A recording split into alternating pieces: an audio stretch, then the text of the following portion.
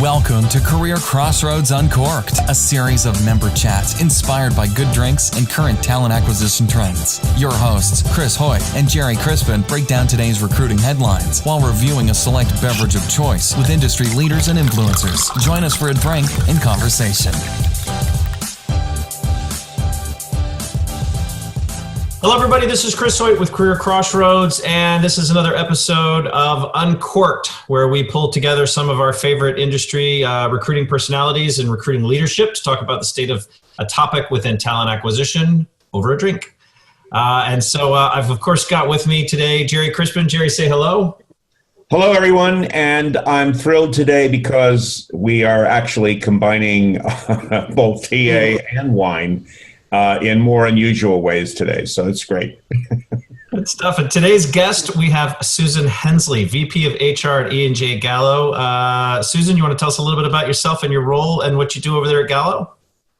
Sure. Well, first of all, thank you. I'm super excited to be here. And, you know, when you work for the world's largest winery, getting to talk in a podcast about wine feels like a treat, particularly if you're not one of the wine experts. So I feel like way out over my skis in some of this. But I've been with Gallo, it'll be 20 years.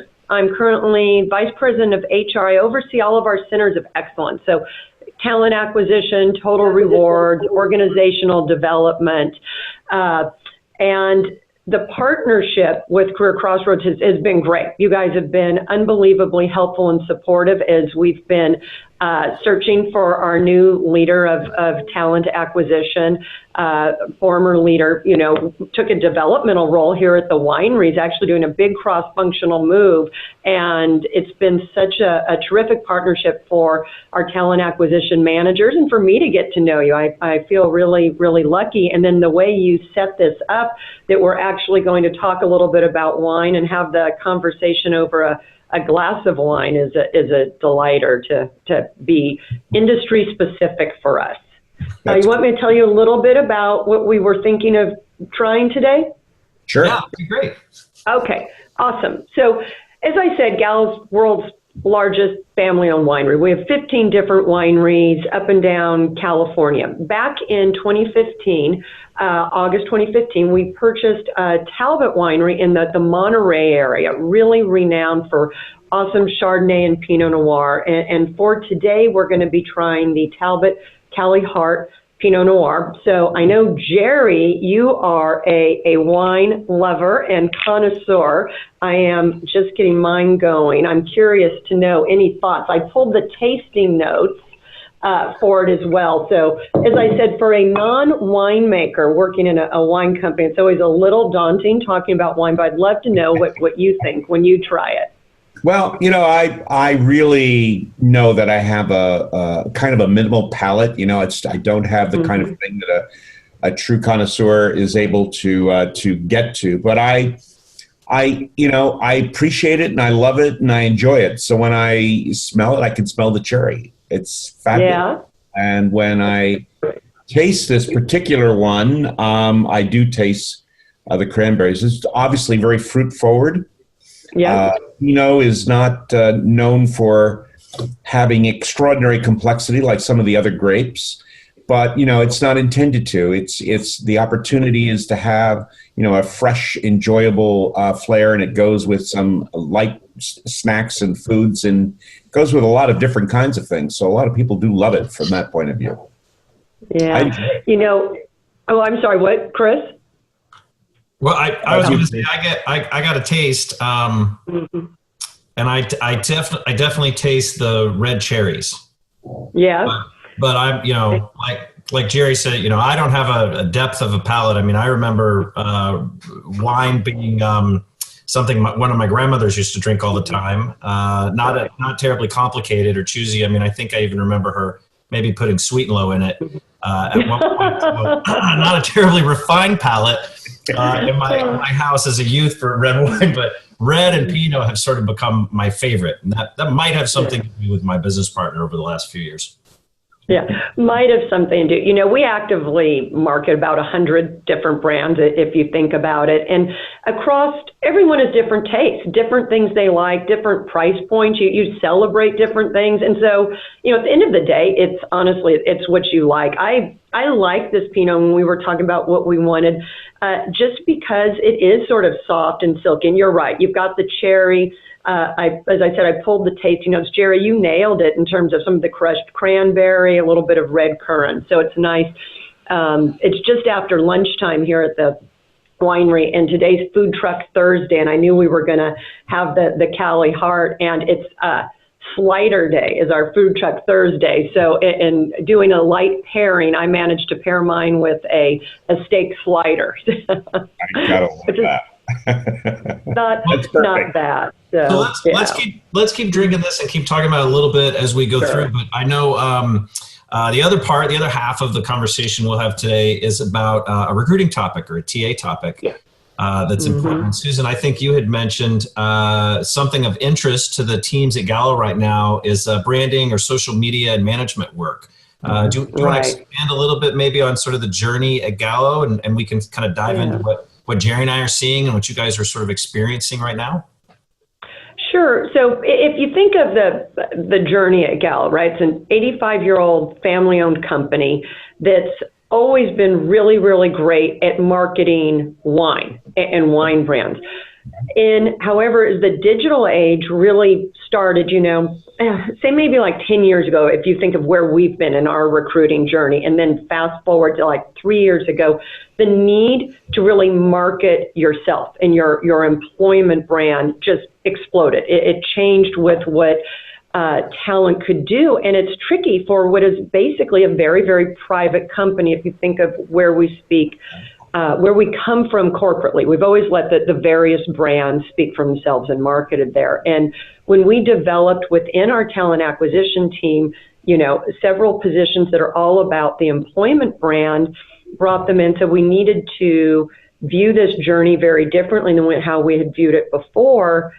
It was interesting. We thought, there'd be so much work to do, but they really looked around and said, there is such continuity in the family ownership, in the values, and what we stand for, that was finding ways to bring that to life. And as we've been really focused on that in the last, I would say, 3 years more so, but we've been playing in it with 10, you've seen how it really starts to pay dividends on some of the social media platforms, using some of the analytics for our career site. So I think we're really excited about that, as the job market continues to heat up and tighten, really being able to attract top talent and put forth who we are early on the discussion so that candidates can think through, does this fit? Are they interested in what we offer? And the strong cultures helped us, and really the work our employment branding team,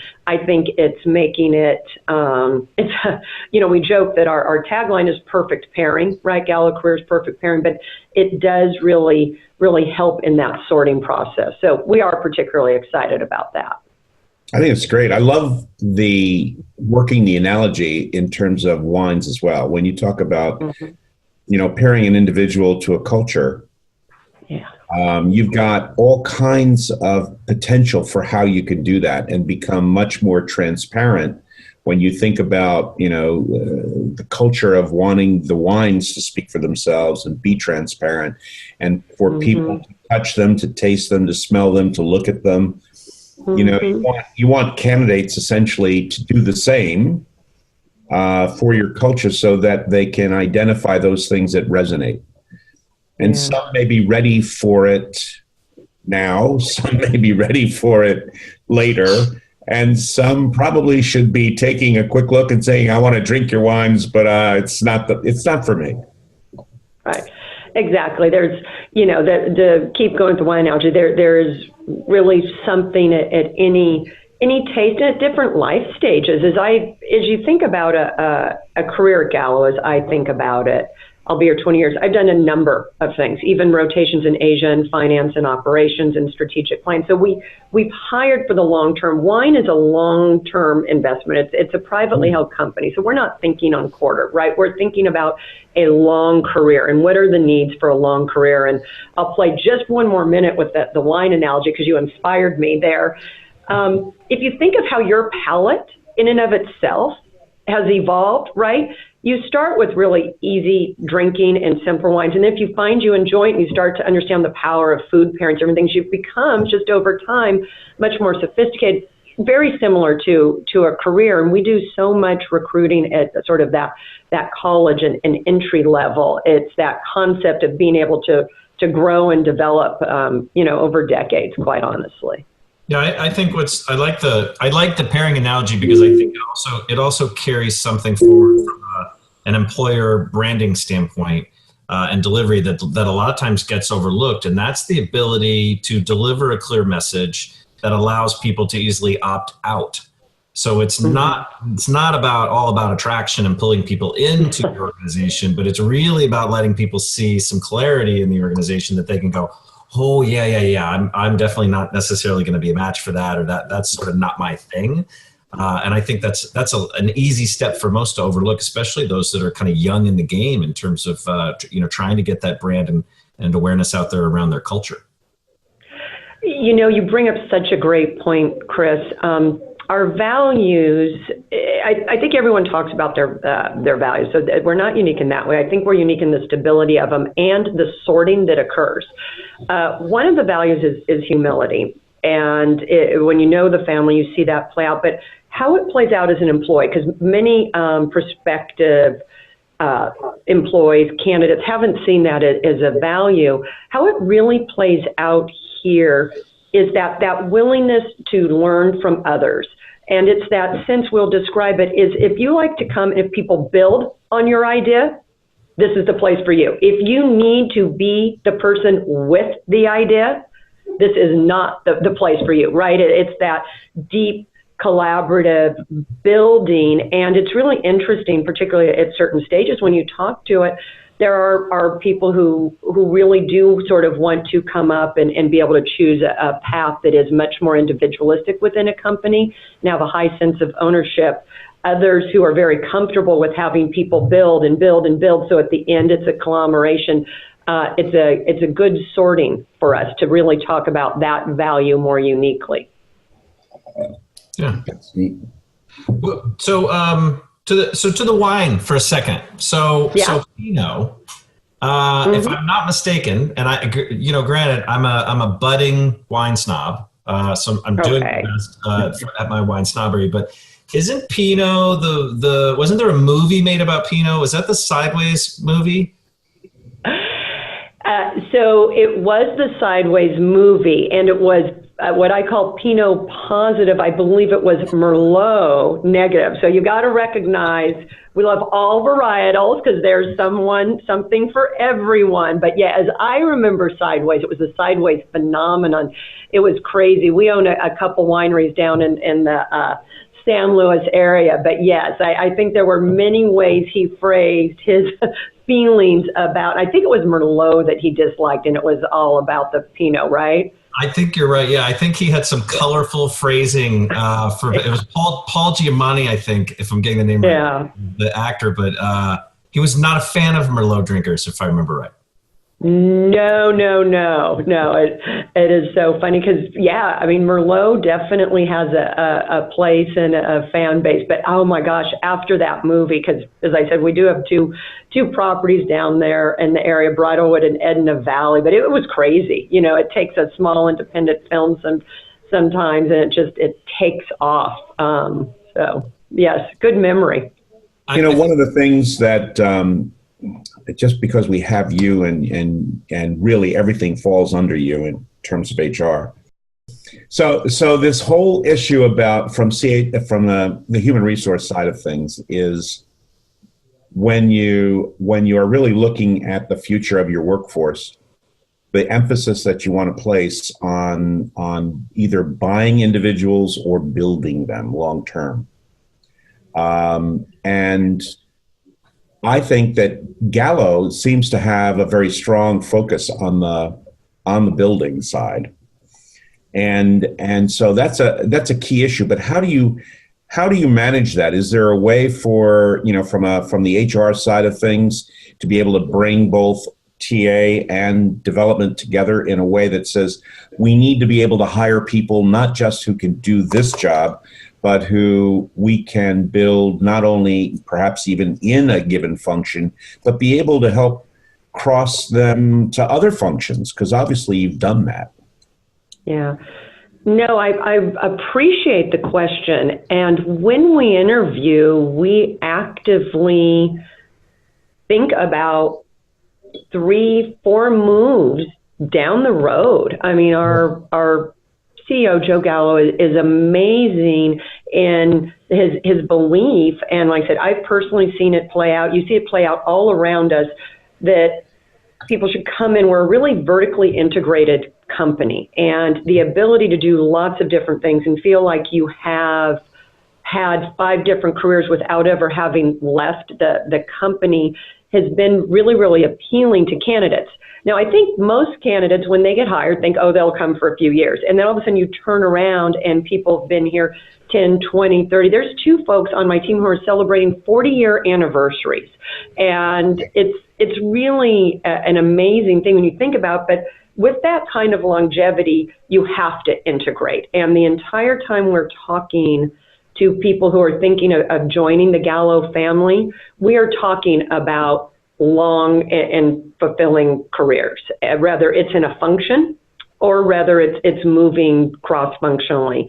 I get asked to speak a lot and mentor. I had, as I said, a bit more of an extreme career than some other people in terms of the variety of functions I've moved through, but it really is about competencies, crossing over, and understanding the values and how we move through it. So with every hire, and it sounds crazy to say every hire, we really are trying to project 2 and 3 moves as much as we can down the path, because it's really that important. And the whole act of recruiting is time-consuming, expensive, it's disruptive for candidates, particularly if people move. So our goal is to have talent acquisition really be the gateway for, a multi-year, if not decade career here. And when I think about that, that really requires of the recruiter a broader view of not only the job itself, but really what that could lead to. It requires some pretty, I think, open kinds of thinking on the hiring manager as well, who wants to get stuff done. But if we do it a little differently, they might lose that person to another place within a year or 2 years. So those kinds of things are all considerations. I'm sorry, Chris, I know you have something to say on that. No, it's fine. I was just going to ask, with the buy versus build sort of mentality, and you guys are so great at moving talent internally, Susan. I just, in the last few years, you guys have really elevated your employment brand. You've been highly ranked on Glassdoor. You've made a couple of lists. I mean, you rebuilt a career site, if I remember right, from scratch, and it's gorgeous. It's one of my favorite career sites, aesthetically and easy to get around in. Was that a build or a buy initiative, or did you guys kind of grow the talent internally and move them in and put them in stretch assignments and take that on, or sort of what was I guess I'm wondering what the mentality was or the technique was to sort of pull that together given your culture? Sure. No, it's a great question. So specifically as it relates to employment branding, and you're dead on the moves we've made in the last, 3 to 4 years have been really intentional because of what was going on in the marketplace. And we're really, really proud of the work that the team has done. And I believe I know Carrie's come to the colloquium. She came from another company several years ago. Now with that was, as I look at our talent acquisition team, most are grown within. It is a space where you're always looking for certain skill sets. When we did go out and bring her in, ironically, she's been a single employer. We talk a lot about Gallo, about longevity with employers. And so it's really interesting when we do recruit is we tend to look for people who've been with one employer and is advanced, because that's our goal in making a hire is that folks are here and advance and grow careers. So when we started the employment branding effort, did come from sort of similar industry, really gravitated toward the values and what there was to work with, and now has been able to continue to grow and expand her role. So it's one of those cases where I would say there's always a need to do some buy for perspective, and we love partnerships like CareerXroads just to keep our thinking, fresh and new ideas coming in. So even if you don't buy as much as other companies, to your point, the need for constant learning and upping your game is really critical. It's so the tie I wanted to try to make to the movie Sideways is I thought that sort of sparked a passion for Pinot drinkers. I know that this is, Pinot Noir is one of the more passionate group, has one of the more passionate followings, I think, reportedly for this. And every team member we have met at the Gallo team, like when they have come to the colloquy meetings or they've been involved in our exchanges, has a fire lit in them for the work that they're doing or to try to network. And it's just pretty impressive to see people that fired up, and just full of heat on the work that they're trying to get done. I think it's great. Yeah, they're all fun. Oh, thank you. Well, like I said, they have this year, and full transparency, it's been a challenging year without our leader talent acquisition in place, and the development and the best practice sharing they've gotten through CareerXroads has been invaluable. And, as we have talked and gotten to know each other, it's really, really helped us. If you think of where we've been this year, just even on Glassdoor, we jumped from sort of a top 50 rating to number 14. That is a team, really, of 4 managers. We are small and nimble that have done it, and do appreciate all the support and development and best practice sharing they've gotten through being part of this organization. I'll say something for a minute about Glassdoor, because it's been really interesting for us to watch it when we first started, put up a page and then started doing some job postings. Is, we're a fairly small company, right? About 6,800 employees. And we have been shocked at the reviews people write. We know we have a really engaged workforce. That's part of what attracts folks to us. They feel the enthusiasm. You've met all 4 of our talent acquisition managers. You feel their passion. They're very similar to the other 800 employees here. So it's a highly, highly engaged workforce. And then when we ended up and we said, write reviews, and if you want to, we never force anyone, or different people, all of a sudden, and then we read them and we respond to the reviews, right? Because of course, we're not going to say, we'd love to know what you think and not respond. It was really interesting to see over the last year what happened. I remember the first time, because any review, my name's on a lot of the reviews. I read them all, write them all, and want more feedback. The very first time you start to really engage that way, rather, with candidates, because it's anonymous on their end, I will admit it's a little frightening at first. It's like, what's this going to be like? Then when you start doing it, it is absolutely thrilling, because you feel like it's going to help you improve with every interaction, right? If the goal with each interaction and each candidate touch point and each experience is to get better and create that feedback loop that I think today's candidates are expecting in terms of, transparency and willingness to engage, it's really been an exciting journey. I have to admit, though, it was a little frightening when we started it. We weren't quite sure what that would be like. CareerXroads Uncorked with Chris and Gerry. We'll be right back. Hey, Chris Hoyt here, just interrupting this podcast for a little bit of shameless self-promotion. For those who aren't already aware, CareerXroads is a community of peers who are passionate about recruiting. And this literally is a community compelled to improve, who is knowledgeable about their function, and who is willing to share with each other competitive practices to literally help raise the knowledge base of our profession. Member benefits include networking, the sharing of innovative trends and competitive practices, 9 to 10 meetings that take place around the world throughout the year.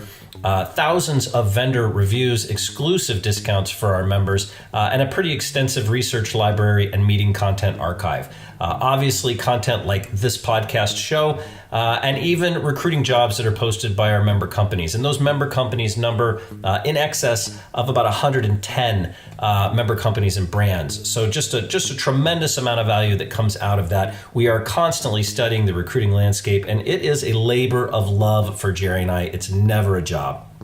We certainly enjoy being challenged about things that we don't know. You know that we'll track them down, and we'll always introduce you to the best people that we can find. Our Colloquium members can get our advice via email, phone call, text messages at sessions, or an occasional, I know this is a shocker, after-hours session at many HR conferences.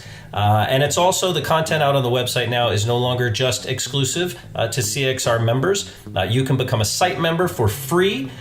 You just hit the login and register button that's on the top right of CareerXroads.com and use the site membership, and that'll unlock the remaining bits and content throughout the site of the headlines, and then of course some of the things that are there for download and the research stuff. So if you're interested in learning more about Career Crossroads, or even from a company membership standpoint, I would just encourage you to head out to www.careercrossroads.com. That's CareerXroads.com, and check us out. I'm going to take you back to the podcast now. Back to the show, Career Crossroads Uncorked with Chris Hoyt and Gerry Crispin on Twitter, Facebook, and LinkedIn at CareerXroads. How companies manage the feedback to Glassdoor from their own employees, as well as how Glassdoor engages candidates to kind of talk about the good and bad. It's kind of interesting and certainly very helpful in the long run to be able to engage that. That's your public persona there. So you've got some a great starting point, and I think a great ramp to be able to move it even higher. I have a bit of a love-hate interest in Glassdoor. Having been a practitioner not too long ago, those guys drive me friggin' crazy sometimes. And the model is fascinating from a business standpoint. But it's interesting over the last, I guess, maybe 5 or 6 years to have really seen some employers truly be able to move the needle with regards to engaging candidates or really listening to the feedback that they get. And I feel like if you go half-assed in on that effort, you're not going to get some of the return that you really could get, like organizations like Gallo, who are all in on actually taking the feedback seriously, running the numbers, pulling the stats and going back and really evaluating if they're making a difference and how they can move that forward. So I think it's interesting when you find a company that's actually making a difference using a tool like that, and they really are making a difference. They're not just running a flag up saying, "Hey, look at us, we've made a list." So it's kudos to you guys, or cheers. I guess it's cheers to you guys. Always cheers. Thank you. So one of the things that I was very thrilled to see was Deloitte's most recent survey. It came out, I believe, within the last 3 weeks, and focused in on high-performing talent acquisition organizations. They, I think, surveyed more than 800 companies, looked at the differences between them from a performance point of view, but they identified 6 characteristics that were more common among high-performing TA organizations. And one of those 6 was that 75% of the high-performing organizations focused on improving candidate experience year over year. Not necessarily trying to go from 0 to 100, but moving the needle each year, versus only 17% of low-performing organizations were making that effort. So this attention strategically of corporations for examining that stakeholder and how we're treating them and how they're responding is becoming, I would say, much more common than it was 5-10 years ago, where, people were saying, so we get rid of them, we get new ones, who cares? We didn't hire them, so, how hard could it be? And now we're realizing that there's a cost to treating candidates, even those you don't hire, poorly. And so the Talent Board is a nonprofit that focuses in on that kind of research. Full disclosure, I'm one of the founders of Talent Board, but it has become really one of the standards, if you will, in terms of being able to do some quality research, and it's probably the largest collaboration of corporations literally in the world. That's great. Thank you. I need to find that, because what's interesting in a consumer product, or if you're a retail company, is every candidate's a potential consumer, right? So the candidate experience is so critical, not just to Gallo, but in any company in your space. And yeah, the more feedback loop, so that I want to see the Deloitte survey, and I'm really, I'm excited. This has been great to look into Talent Board, because it really, in my mind, for what we do, that loop is critical. And you want to know what you do well, so you keep doing it, but you really got to know where you've, maybe had a misstep and figure out how to do it better. When you get a new TA leader, you're going to have something to talk to them about. Exactly. Fingers crossed. Susan, how's the Gallo team broken out from a social media and management perspective? I mean, do you have you mentioned earlier you're a small but mighty team. Do you guys have some of the work broken out? Have you structured or considered structuring COEs? I mean, we are talking about jobs that literally didn't exist, 7-8 years ago at all. And now we see these centers of excellence, or centers of experience, or centers of echo, whatever, popping up everywhere, and dedicated teams being built. And to be honest, and really candid, a lot of dedicated businesses being built around this avenue. So what's it look like at Gallo from your perspective when you guys sort of take on social media management work? Sure. And it's an interesting, I appreciate the question. Talking purely from talent acquisition, because once again, if you're actively marketing, 100 brands, there's a huge uber talented arm that we help to recruit for of folks who do that in brand work, right? When you think of doing it for talent acquisition, it is a mighty team of 2 people right now. And their scope is huge, and I'll talk to you about it. And what they've been able to do, there were things we thought maybe we would need some agency partnership with, that we've been able to continue to bring inside and realize we want to own. So mighty team of 2 in charge of the employment branding. You mentioned our career page and the various social media avenues that we're out there in terms of sensing, responding. We do all of our own sensing and responding. I mentioned that. We think it's so critical because of tone and values and what's unique about our culture. When we really started to get more serious about this, we weren't sure we can handle the workload. We weren't sure what it looked like. And we've actually found that at first we were going to use perhaps a partner agency, and we realized we were better and faster, and the tone's just right when we write it. So it is very small, but they are dedicated within the talent acquisition team.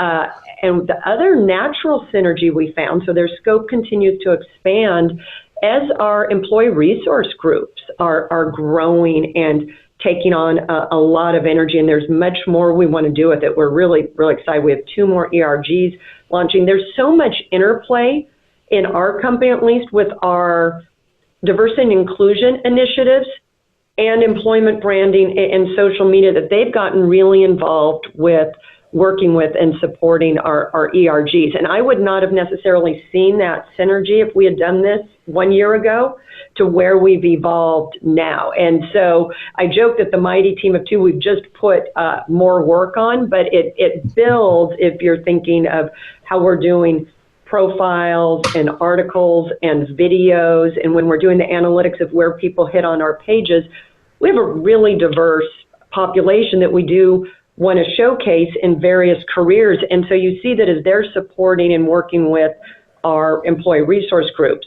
So no, it is 2 people, and their scope is expanding. Cool.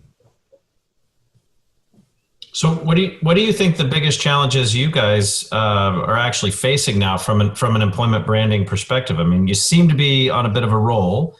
You guys have your rhythm down.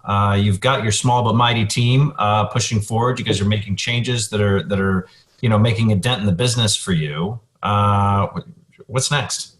I think we're all facing a really, really tight and hot labor market. So how do you keep upping your game in that?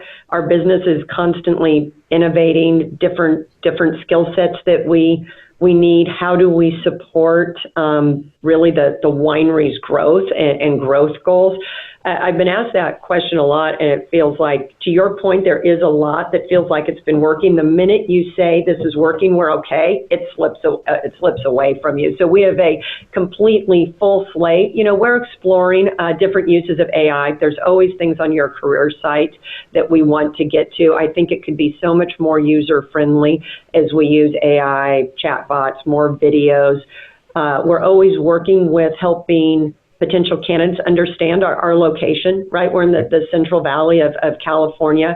Most of us live here and love living here, but sometimes in attracting candidates, there's a lot of educating to do until they come out. So I think there's more we can do around location. People think of California, if they're not living in California, and they think like San Francisco or LA, where we're not. Modesto feels much more like a Midwestern city, but with, much more sunshine. It's about 75 degrees here today. It's a beautiful day. So there's always so much more. Are you guys cold right now? Not in Dallas. We're not cold in Dallas. Yeah, okay. But I'm in New Jersey, But I do agree with you that issue about location has to be central, and it's twofold. One is what attracts people, what can attract them. And once you've attracted them, I think the onboarding then becomes critical for someone from the outside. That first 6 months to a year in the entire family has to be fully engaged. It's not just the person who's working for you; it's their entire family.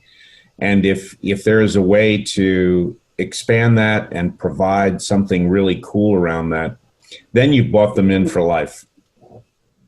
Yeah, you said two things actually that sort of resonated with me. One, because of my own experience, and then the other because of an item or a segment of our space that's gaining incredible popularity and momentum. But the first being a term I learned while I was at PepsiCo, but a house of brand versus a branded house. And you guys definitely have that challenge, much like yourselves, PepsiCo, Marriott, and several others who just have a tremendous amount of brands that they are working with and working to staff. Do you find any synergies or some easy partnerships internally? I know that sometimes that can be a challenge with the consumer side and the marketing side. And then I think sometimes teams are able to sort of crack the code and get a really nice partnership built from within, even though it may take years to get there. The way that looks at Gallo, part of our development with marketers and different teams is they work on a number of different programs over time. So I earlier in our conversation was talking about with humility as a core value, that means allowing ideas to build. In the pace at which we are developing our marketing talent, you may stay within a certain type of wine, a luxury wine or something, but the expectation is to work and bring fresh eyes to different brands because you're constantly trying to bring new consumers into a brand, and that fresh eyes, the belief is will really help that. So within that, I think unlike probably larger companies, we don't tend to get the silos per brand in the way you would, because every X years we're really moving folks through a variety of brands. A marketing career here, we'll see a typical person move through a variety of brands, and then even, business units from perhaps spirits business unit to one of the premiums. So it's really the expectation that there's a lot of movement and seeing things from the broadest perspective. That's great. Do you have any movement that comes from the marketing side into recruiting? I mean, we're seeing that sort of bubble up in some places. I mean, you guys, as small as you are, from a scale perspective, I mean, have you seen any move from marketing into recruiting, or vice versa? So yes, on both fronts. It tends to happen at different levels in folks' career, right? So at the more junior levels, we've definitely seen folks enter into, and I'll talk about recruiting specifically, enter into talent acquisition, move over towards marketing, events roles. If you think of it, wine ambassador roles, so much synergy in working, tasting rooms, working with consumers and the products. You get a lot of synergy that way. I was smiling because the other day I was meeting, names have to be, protected to protect everyone. But I was talking to someone about what we were really doing here in recruiting, and they were telling me in their top marketing talents, like, I would love that. I would love to do that. And I'm thinking, oh, we don't want to let them know, be stolen. We have pretty robust, for our size, undergrad and graduate MBA recruiting programs, and we're always using the folks from those schools out. So it's really part of everyone's job to help recruit. And I think one of the things the team has done really, really well here is partner with the business, right? There are certain things that a talent acquisition team is expected to do, but really we live or die based on the business's engagement. And given the collaborative nature of the company, people make time to interview, they make time to go on campus, make time to meet people. Gerry, a minute ago, you were talking about what a big move it is for someone and their family. We take that really seriously as a family company, knowing that your employee's only going to be as engaged and productive as they're happy in their home situation works, whatever that may be. So we spend a lot of time trying to, in the attraction and assessment stage, pair people up and talk about it. It's one of the reasons we started the shuttle buses. We're piloting a bus right now from Oakland. A lot of our marketing talent is living in Oakland, and so we've got shuttle bus coming in over the Altamont that way. We already have one from the East Bay. So it's trying to also be really flexible about meeting employees where their lives are. Gotta love that. That's great. Now, I do want to come back to the wine ambassador job, because I feel like if Gerry and I decide this whole career crossroads thing isn't going to work and become a thing, we might want to opt in for that. But the other topic you mentioned too, which is gaining a lot of popularity, and we're fairly into the year. Gerry and I have already been to a handful of events that are focused on artificial intelligence and machine learning. And a lot of this there's a lot of bot chat and chat bots and all that good stuff that's going on. What are your thoughts on that? We can obviously, throw a word salad at you, about all the stuff that sort of we're seeing and talking about, but what are your thoughts from a Gallo perspective on this evolution, this new technology? Is it for you guys, or is it for you guys yet? We have two initiatives around it this year, very specifically in recruiting. We're going to be running one pilot that we're already through contract stage and really are developing the metrics around it. I'm sure at upcoming colloquium we'll share all about it. And then we have another initiative for later in the year. So yeah, we spent last year looking at it, trying to figure out who might be the right partners and where we wanted to dip in. And yeah, in 2018, we'll be looking at two components. And then as we look out into 19, I think it will pick up pace. So there's a lot there that I think can help us. I am very, very excited about it, but I also have just enough, I'm probably old enough to have felt, I joke about like the heartbreak of expectations or the heartbreak of system implementation. So I am cautiously optimistic. How about that? I think that's absolutely the perfect position you should be in.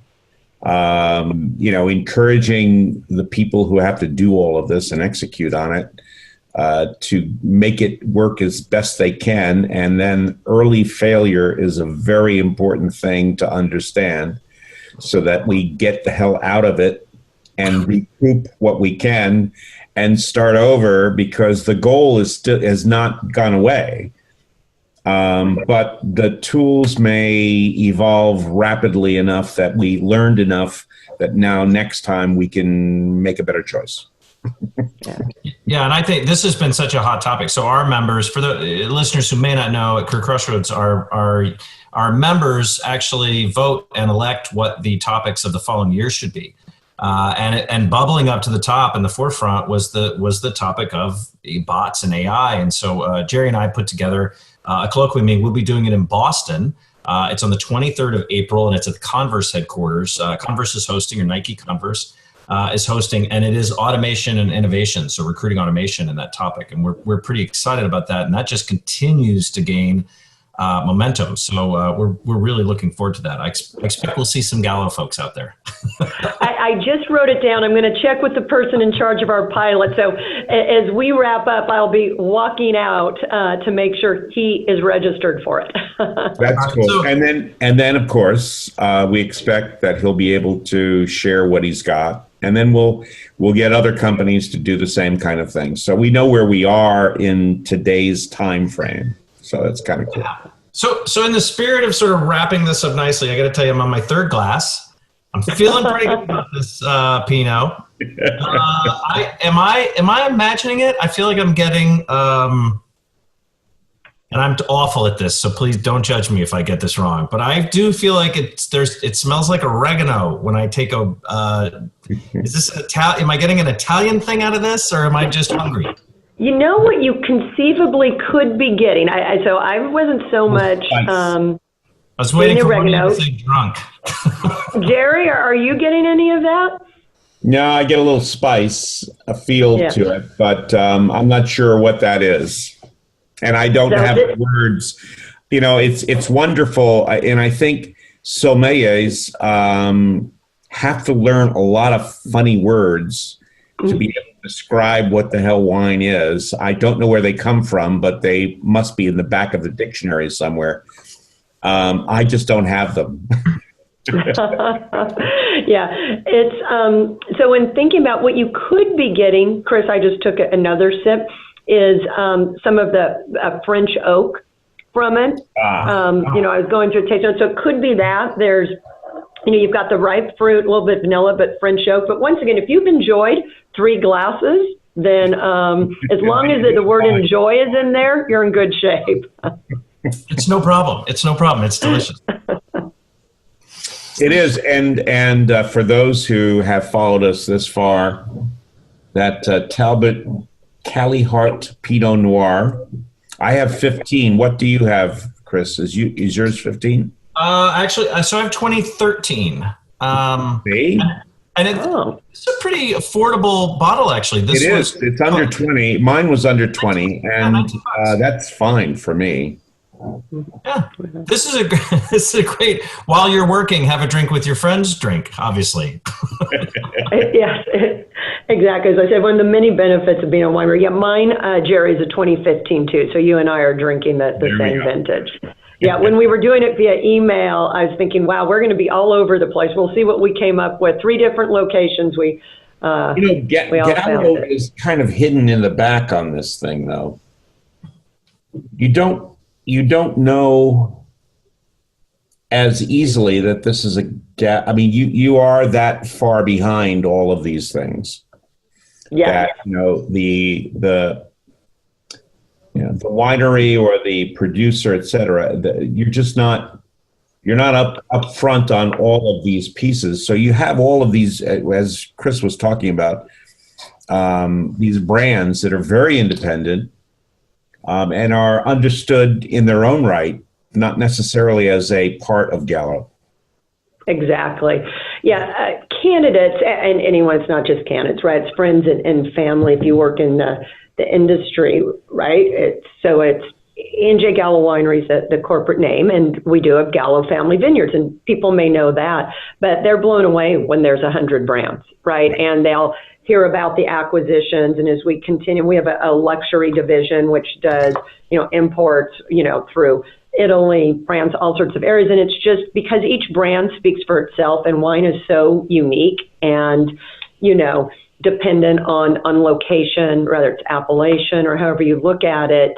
It's, it's really the the goal to share wines with the world, but it doesn't need to be, to your point, Gerry, that the Gallo company's name is on the forefront. Each brand really has its unique place and positioning, particularly ones like Talbot. There's 15 different wineries in California, each that have their own, in most cases, tasting rooms, unique histories that have been built up, and we really work hard to preserve that. I think that's wonderful. And how many if you looked at all of Gallo, is there a number that you could estimate in terms of total number of employees? Oh, sure. We say under 6,800 employees. We sell about 90 million cases of wine globally. So a lot of wine, a lot of employees, a lot of wine out there. Gallons per wine per person. Yes, I like that. All right. Well, guys, I just want to say thanks. Gerry and I are just honored, Susan, to have you on the call. We're so excited. You guys, you continue your membership with us, and your people continue to continue to contribute. That might be the wine kick again. Continue to contribute to a premier talent acquisition community. We're excited to have them engaged, and we just really enjoy the conversations, and we're excited you took part of this one. Thank you. Oh, well, thank you. Honor is all ours. It's really been a terrific, terrific partnership. So thank you, guys. Cool. Thanks for joining us for another episode of CareerXroads Uncorked. Chris Hoyt and Gerry Crispin look forward to sharing more drinks and conversation with you next time. Until then, cheers.